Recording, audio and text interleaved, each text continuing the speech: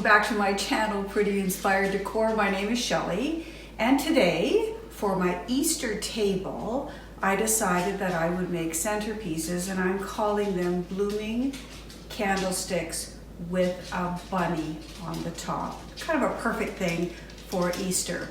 So what I'm going to do today is I'm going to actually show you how I made this particular candlestick.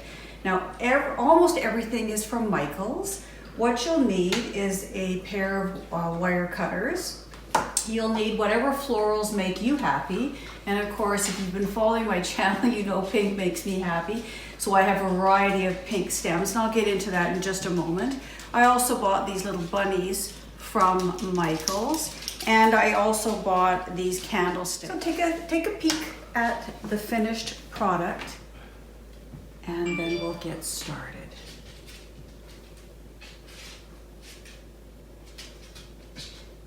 Notice there's lots and lots of florals in there. Again, I do all this, you know, for my family every year. I'm always doing something. But, you know, now that I have grandchildren, let me tell you, decorating for them is even more fun.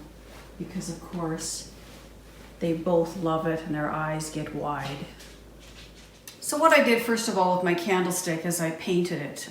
It used to be kind of gray and, you know, more farmhouse, and that really isn't my style, although I love it, but it doesn't really work in my home decor. And then I went to the Dollar Tree and I bought these little floral discs, and all I did is cut it literally in half, and I'm going to use the bottom half, and I'll save this top piece for something that, you know, I may do later. Then I take a look, and you'll notice I've got my little bunny sitting here. Then I take my florals, and I already started using this floral when I did that other one.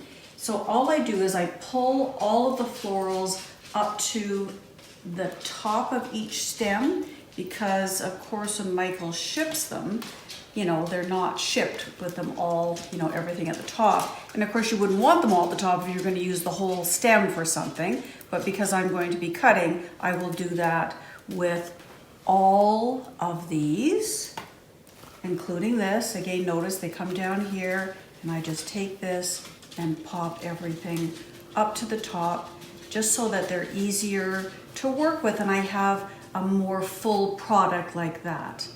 All right, let me cut my stems. I'll be right back. Okay, so I've got all of my florals cut, and you'll notice that after I push them all to the top, I've left about a 2.5, 3 inch stem on the bottom of each. I really like these ones because they're so wispy and they really work well in this particular arrangement. I do think you kind of need, you know, things that are more dense like these ones, and some other things that are more wispy like this, and then some greenery. And I mean, it just turned out perfectly this year that Michael's had so much in pink, because it makes, you know, my decorating easy, because I do decorate with so much pink, although they certainly have other colors as well.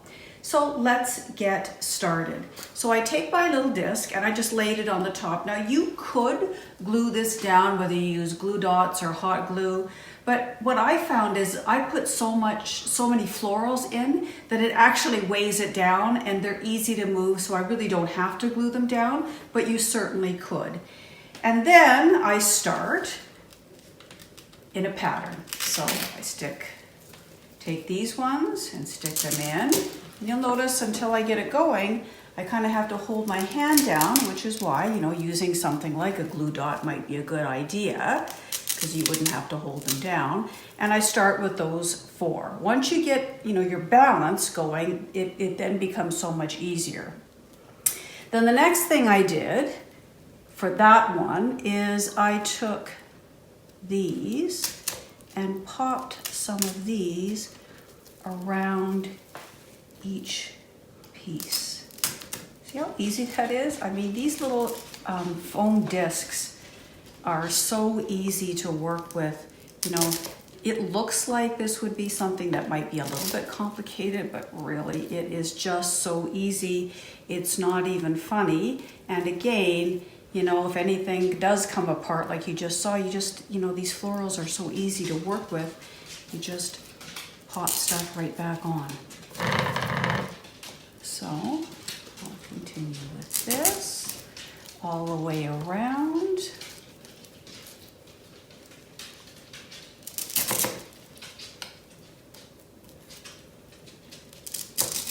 And then anything that's left over, I will use in other places. I waste none of this. Okay, then I take these, because I'm building my base first. And I put these around in between each one. Again, just for the variety, and I do want things, as you can see from the other one, I do want things to hang. Look how cool that is. Just so, so, so pretty.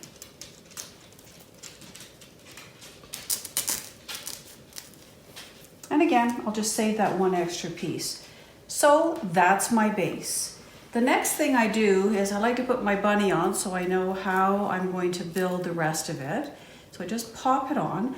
Now again, you know, you don't have to use a bunny. You could use one of these candles, again from Michael's, that I just painted pink with a bow on it and build around that. You know, and when I do these things, I like to use them for more than one season so that I can, you know, change whatever I'm going to put on the top of the floral arrangement around. So I'll show you at the end how both of them would work. But for this one, I'm just going to pop my bunny on. Okay, and then I'm going to build around that. So I'll start with these florals here. These are the ones that are a little bit more dense. And I'll pop those right in.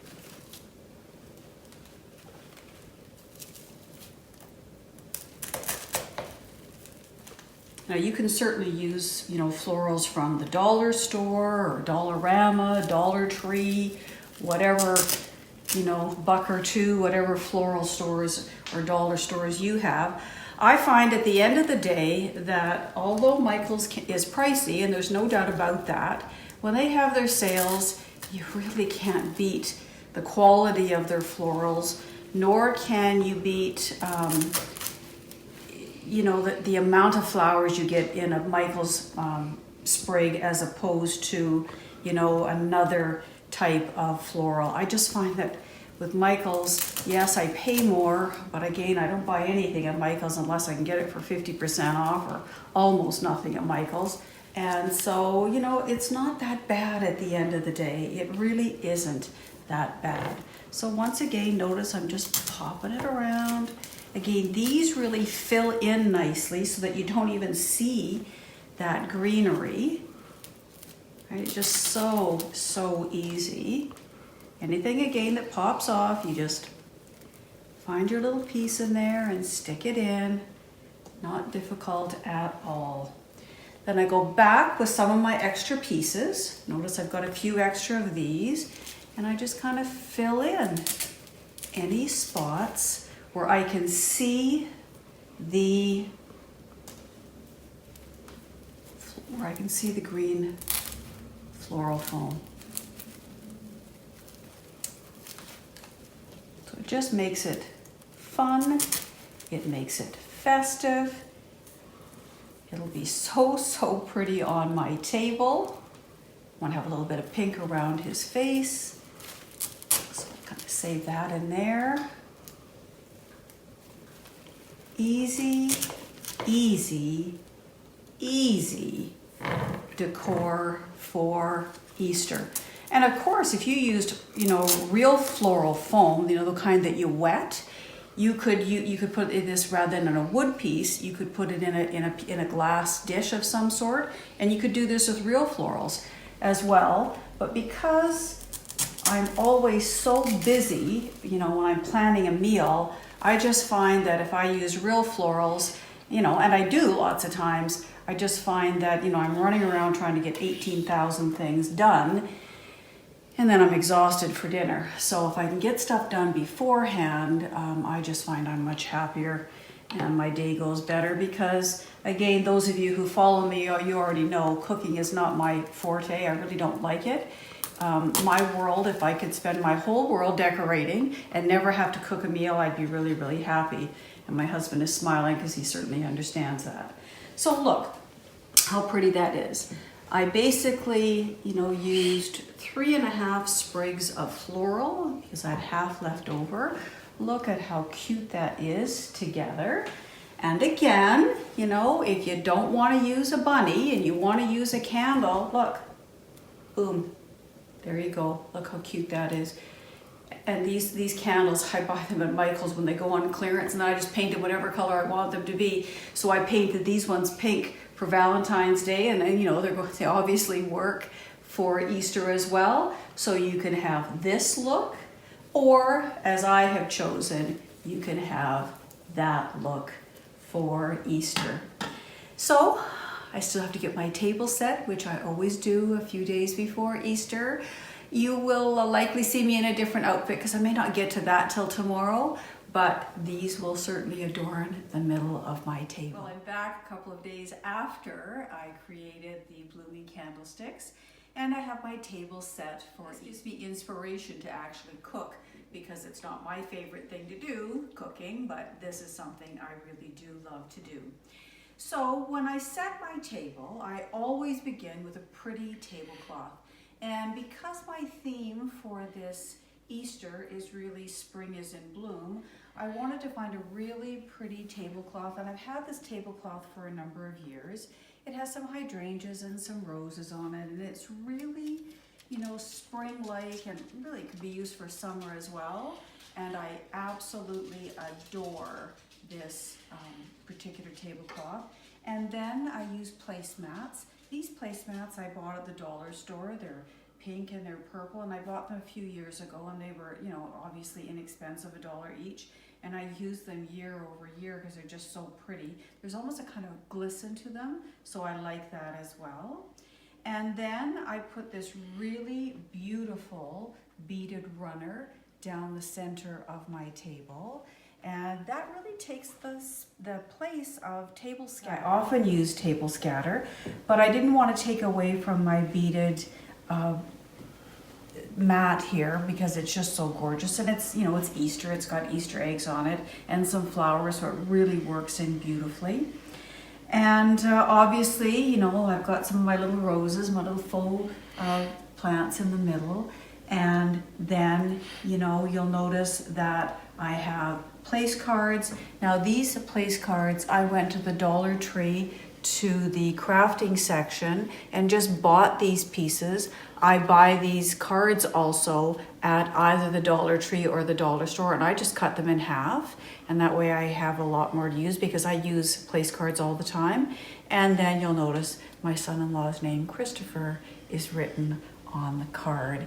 So I love to have place cards at every place setting, and I also love to do something with the napkins as well. And in this case, I have just taken a really pretty Easter bunny napkin ring, and I've taken some cloth Easter napkins and popped them in and popped them at the head of their plate. Really a pretty thing to do at the table. And then you'll also notice everyone has their own set of salt and pepper, which is again another thing that I like to do. And I've mixed the floral salt and peppers with the little lamb salt and peppers because of course that's a really, you know, fun thing to do. I like to mix things up as well. So let me show you how I have set the table, all right? So I always begin with a charger, and in this case I've used my glass green chargers because, you know, they're really pretty for spring, and I use them a lot in the summer as well. And then I've taken this non-skid material that I buy at the dollar store and cut it into rounds. I know if you've watched my other videos, you know I do that, and that's so that my plate doesn't move around. My friend Janet gave me that idea, and it's such a good idea. And then I lay down my dinner plate, and then on top of that is my salad plate. And then on top of that, I have added a little Easter basket made out of ceramic, and this is going to be filled with a fun treat. And when my children and my grandchildren arrive for Easter, they'll have fun treats inside of here. And you know, this is a really a fun thing to do. And you'll notice these plates, although they are similar to these plates, they don't match perfectly. So I also like to switch things up. So you'll notice this plate has some florals around it. There's the same bunny in the middle, but I'd like to switch that up just to give it a little bit of different texture and dimension at the table.